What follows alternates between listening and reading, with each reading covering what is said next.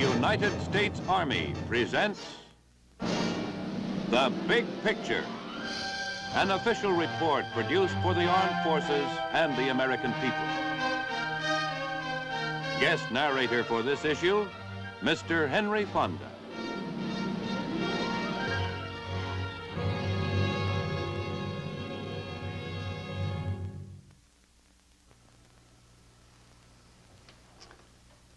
This man wears the uniform of the Special Forces. And to use the word special in describing him is no mistake, as you'll see during the next half hour. He's a mature, dedicated, and skillful professional, and his line of work is demanding. It takes in the full scope of unconventional or guerrilla operations. Special warfare involves three types of activity: unconventional warfare, psychological warfare, and counterinsurgency operations. And this last includes the complete range of military, political, economic, and sociological action. New emphasis is being placed on unconventional warfare, and the reason isn't hard to see. Today, the threat of war takes three forms: general nuclear war, conventional war, and guerrilla or unconventional war. Fortunately, the world has never yet seen a general nuclear war. Conventional warfare, the regular forces of two or more nations in combat, but without using nuclear weapons, we know all too well. But at the moment, no such traditional war is going on. Unconventional warfare is a different story. In a number of key spots around the world, intense guerrilla operations are underway right now. And it makes little difference to the people of a country whether they lose their freedom to an invading army of regulars or through the action of guerrilla forces sponsored by an outside power. Special forces, as such, are something fairly recent in American history, but our experience with this kind of operation goes back to our beginnings as a nation.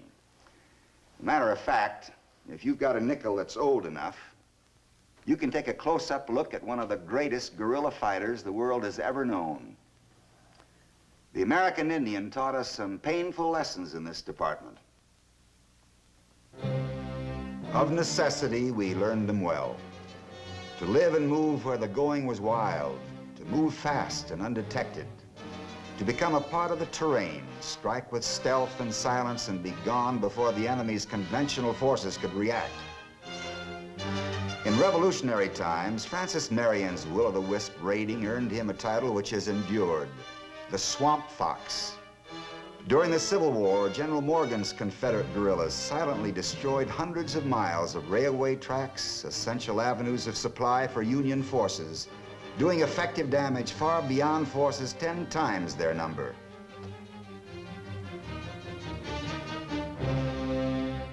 During World War I, Lawrence of Arabia organized Arab guerrilla forces and led them to a successful defeat of the Turkish army.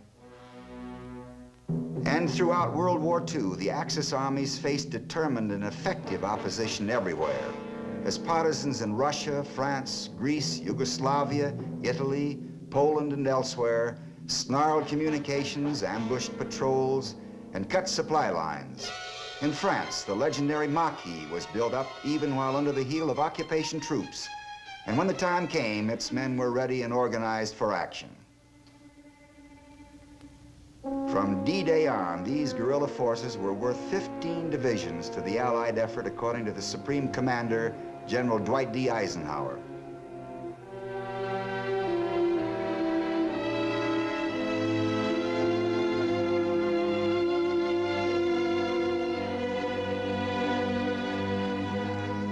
In the Philippines, Japanese forces faced wiry and elusive guerrilla groups which operated from jungle and mountain, harassing the enemy and sending out a constant stream of intelligence information to our forces in the Pacific.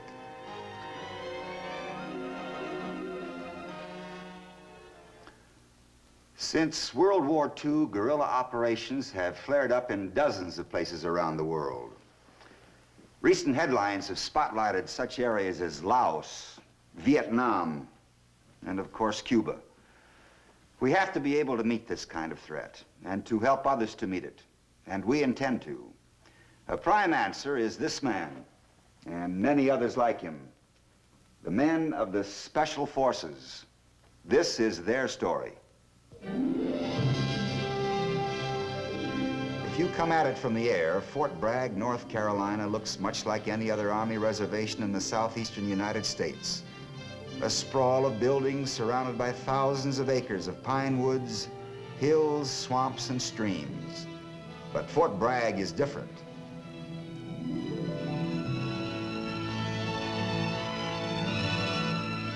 It's different because here the 7th Special Forces Group of the 1st Special Forces has its headquarters.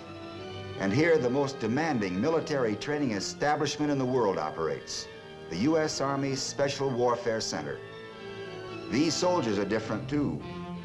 You have to look closely to see it perhaps, but in the next few minutes we will see that the difference is there. These are among the most able and most highly motivated men bearing arms in the world today. At the Special Warfare Center, they have occasion to work closely with men from the armed forces of other nations of the free world. Nations which are faced by communist guerrilla activity as a dangerous reality and an ever-present threat. Here they learn what they can do about it.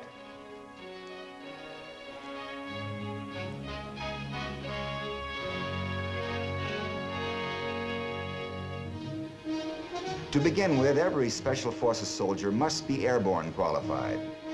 Before he can even begin his intensive specialized training, he must have won the right to wear the wings and canopy insignia of the paratrooper, in itself an item not lightly acquired.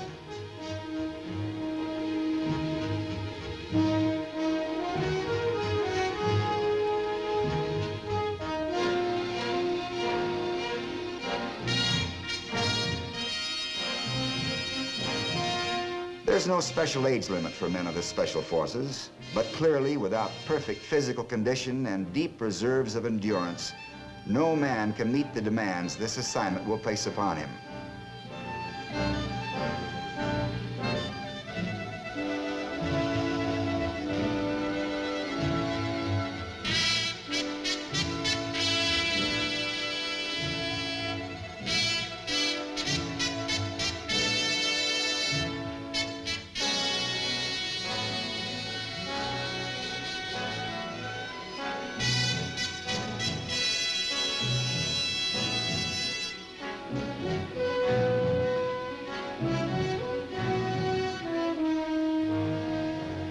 The nature of the work calls for a close working acquaintance with dozens of foreign weapons, as well as a perfect knowledge of every light weapon used by our own armed forces.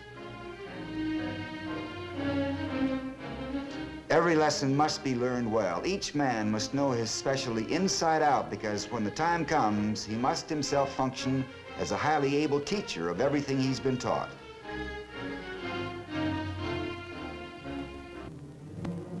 Always, formal instruction is followed by intensive practical application. At the firing range, he works with weapons common to the Far East, South America, Europe. His fingers become familiar with the ammunitions used by each.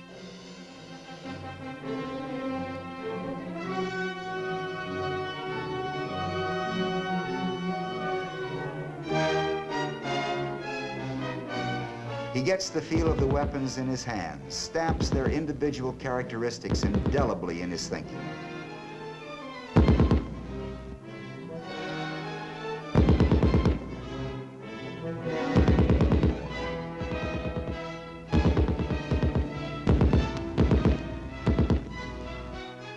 He tries for himself what they can do. He learns by doing.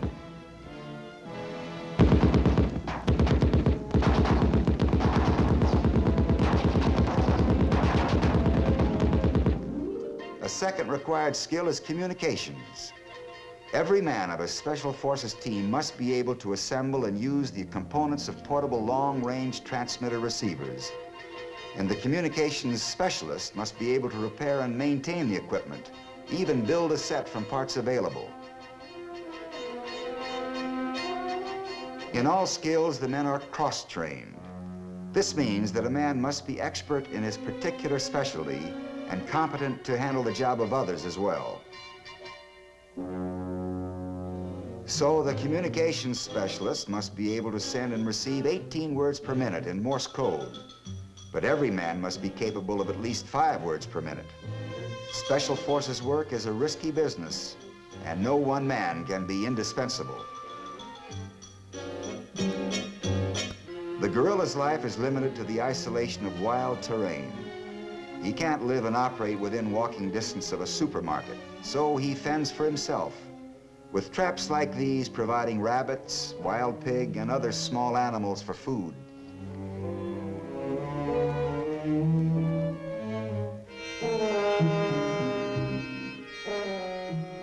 Traps, too, can act as silent, deadly sentries, patiently awaiting the approach of hostile men.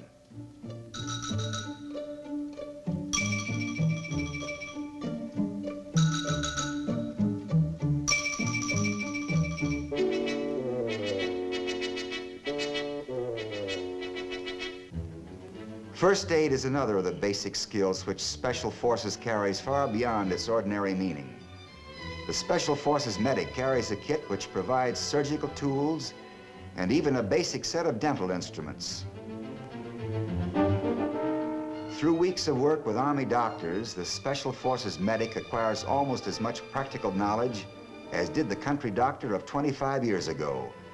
He learns to set a broken bone, care for a gunshot wound, remove an appendix, treat a serious burn. And of course, every man is cross-trained in basic first aid.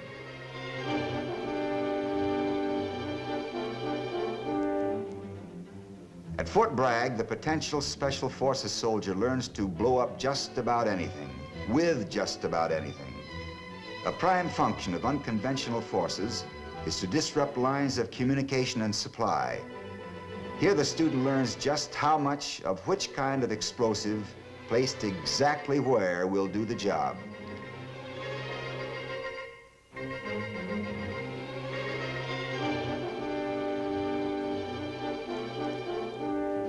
He learns, too, to make a deadly weapon of hands, feet, elbows, fingers. Instruction in judo and karate is very thorough. As you will have gathered, these are determined, aggressive soldiers. But if you're looking for a bunch of wild men who go around breaking up the furniture on Saturday night, you'll be disappointed. 3 M's characterize the Special Forces man: maturity, motivation, military. Emotional maturity is a must, and lack of it will wash a man out fast. And without deep motivation, or to say it a more familiar way, dedication to the job, none of these men would be here. They are soldiers with a purpose. As one officer aptly understated it, American citizens interested in doing something for their country. Their work in doing something for their country will take them to places where knowledge of the local language is essential. A total of 19 different languages is taught at the Special Warfare Center, ranging from Chinese to Czech, from Spanish to Vietnamese. Every man learns at least one of them.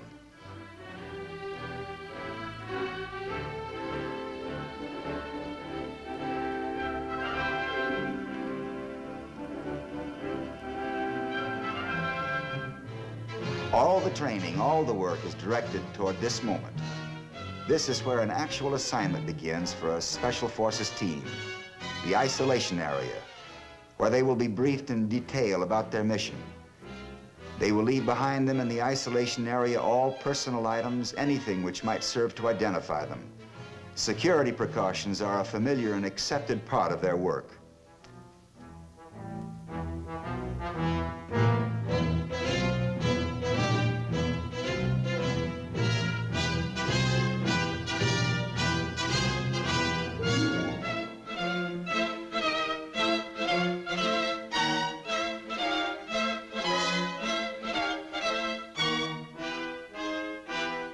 Here they will stay until they move out, without fanfare, unnoticed, to their destination.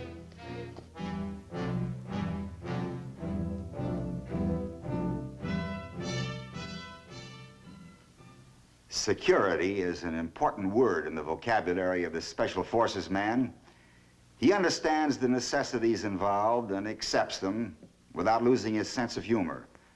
For example, a popular poster at the Special Warfare Center featured the familiar face of Groucho Marx with an 8-word slogan, "Say the secret word and get 20 years." Besides the main training operation at Fort Bragg, there are Special Forces centers located in the Far East and in continental Europe.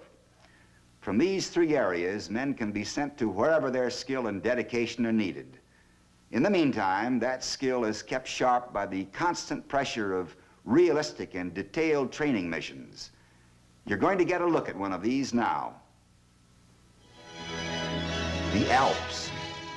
Beautiful, but a cruelly rugged place to conduct military operations.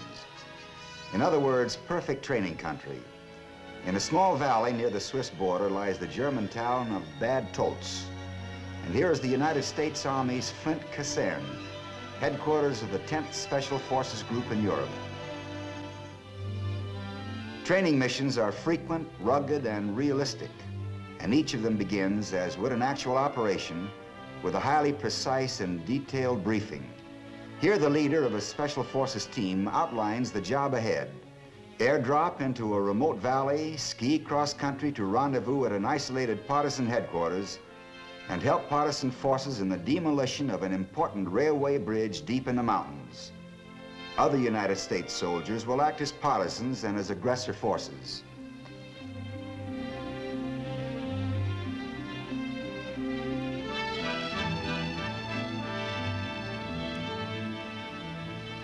At dawn on the pre-selected day, the team is ready for airlift. Parachutes on and equipment checked. Much painstaking planning and rehearsal are behind them. From this moment, things must move with speed and precision. They will be over the drop zone in an hour.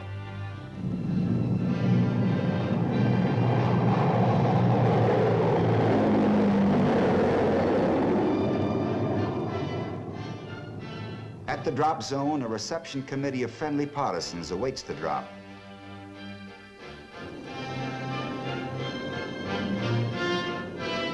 These men are few, but they are highly important.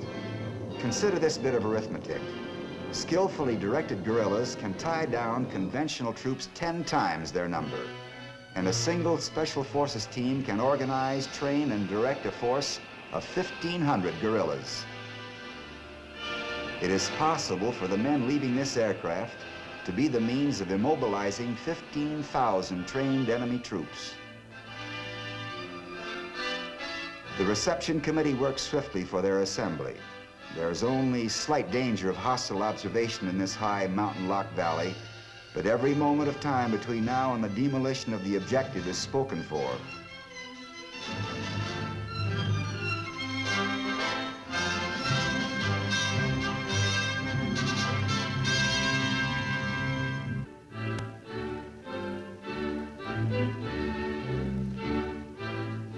With the reception committee leading, the team is soon under cover of the woods and on its way to the partisan camp.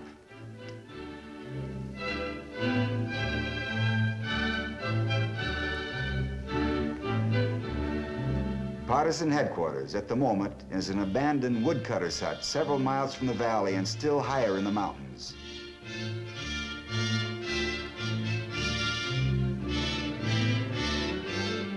There's a cordial welcome for the men of the team and for the supplies they've brought with them, especially the much-needed explosives. Just now, however, there's little time for socializing. The schedule is pressing. Much remains to be done.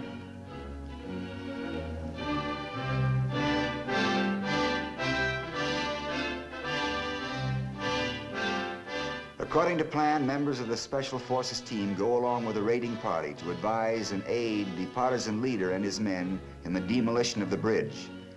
This will be a typical guerrilla operation. Interdiction is the military word for it, and it is the guerrilla's stock in trade. Its meaning is simple: cut communications and supply lines, destroy personnel and equipment, come from nowhere, strike, and disappear to strike again another time and place.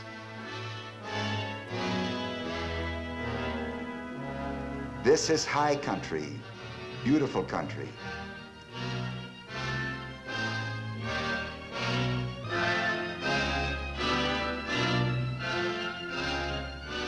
It can also be dangerous country.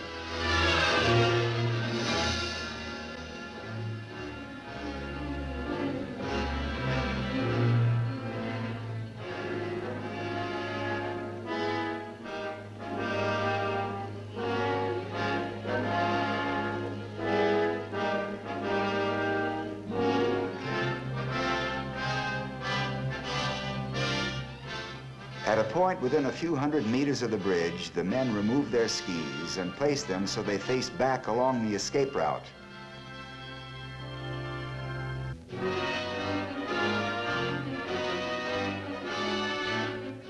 The movement from partisan headquarters has taken longer than estimated and longer than allowed by the time schedule.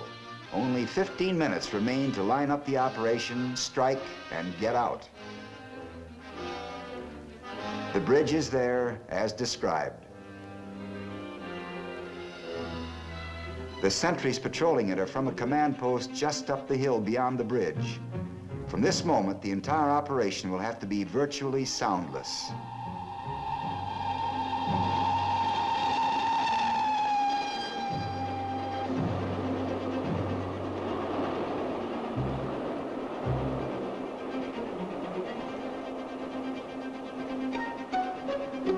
One group will have to get in close and take out the sentries without rousing attention in the nearby command post.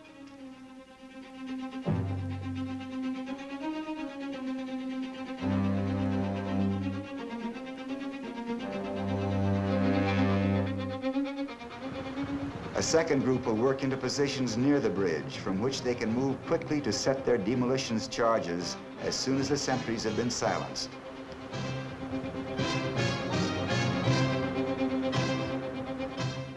Time is running out. If the schedule laid down by the command at Bad Tolz is to be met, less than 5 minutes remain.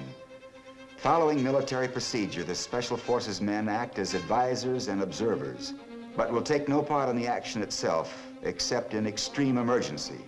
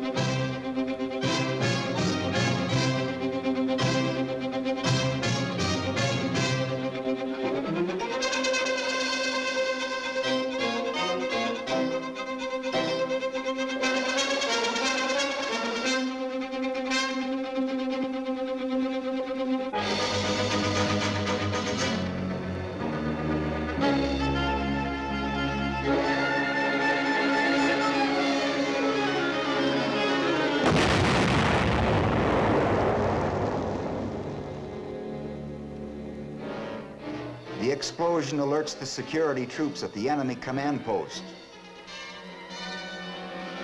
With well-trained tracking dogs, an aggressor team begins pursuit over terrain they know well. For the guerrilla force, the problem now is to gain as much lead as possible on the aggressor troops.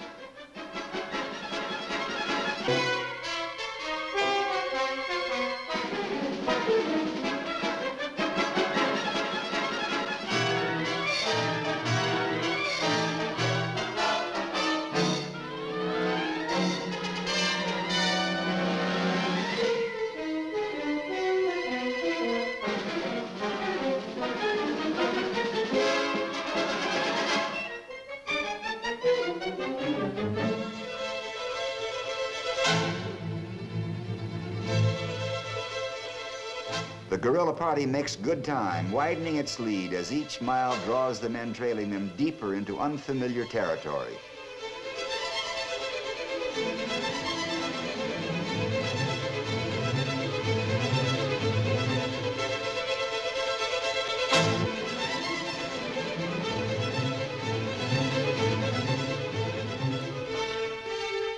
Finally, the chase is abandoned.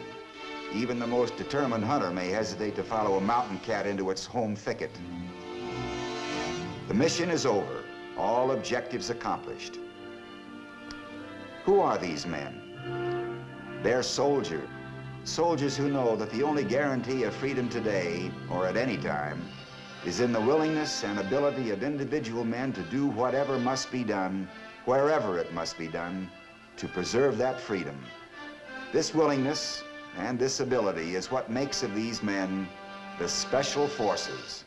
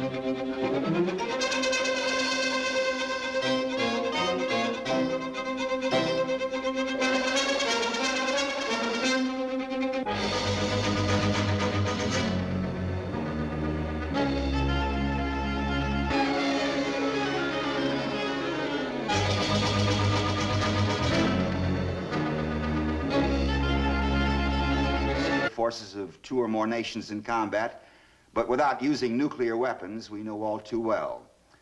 But at the moment, no such traditional war is going on. Unconventional warfare is a different story. In a number of key spots around the world, intense guerrilla operations are underway right now. And it makes little difference to the people of a country whether they lose their freedom to an invading army of regulars or through the action of guerrilla forces sponsored by an outside power. Special forces, as such, are something fairly recent in American history, but our experience with this kind of operation goes back to our beginnings as a nation. Matter of fact, if you've got a nickel that's old enough, you can take a close-up look at one of the greatest guerrilla fighters the world has ever known. The American Indian taught us some painful lessons in this department. Of necessity, we learned them well. To live and move where the going was wild, to move fast and undetected, to become a part of the terrain, strike with stealth and silence and be gone before the enemy's conventional forces could react. In revolutionary times, Francis Marion's will-o'-the-wisp raiding earned him a title which has endured, the Swamp Fox. During the Civil War, General Morgan's Confederate guerrillas silently destroyed hundreds of miles of railway tracks, essential avenues of supply for Union forces, doing effective damage far beyond forces 10 times their number.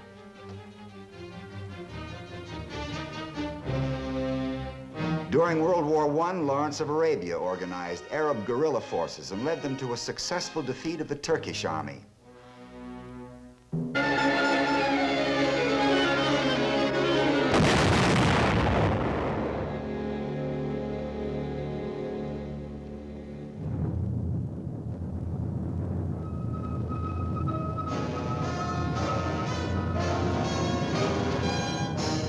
The United States Army presents The Big Picture, an official report produced for the armed forces and the American people.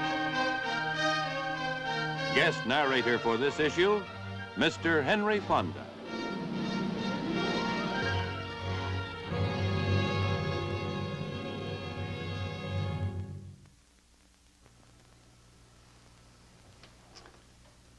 This man wears the uniform of the Special Forces. And to use the word special in describing him is no mistake, as you'll see during the next half hour. He's a mature, dedicated, and skillful professional, and his line of work is demanding. It takes in the full scope of unconventional or guerrilla operations. Special warfare involves three types of activity: unconventional warfare, psychological warfare, and counterinsurgency operations. And this last includes the complete range of military, political, economic, and sociological action. New emphasis is being placed on unconventional warfare, and the reason isn't hard to see. Today, the threat of war takes three forms: general nuclear war, conventional war, and guerrilla or unconventional war. Fortunately, the world has never yet seen a general nuclear war. Conventional warfare, the regular